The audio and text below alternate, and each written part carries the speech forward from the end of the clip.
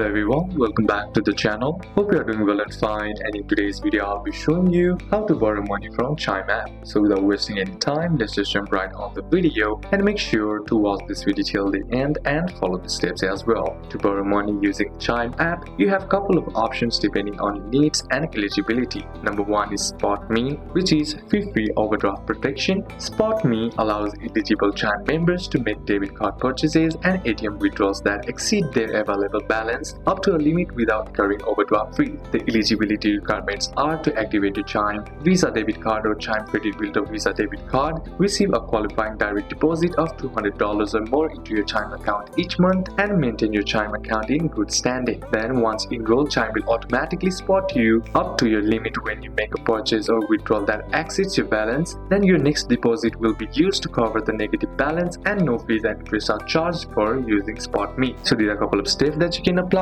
and that's it for today's video, guys. Hope this video was useful to you. Leave a like if it did, comment down any questions that you have, and see you soon on the next one.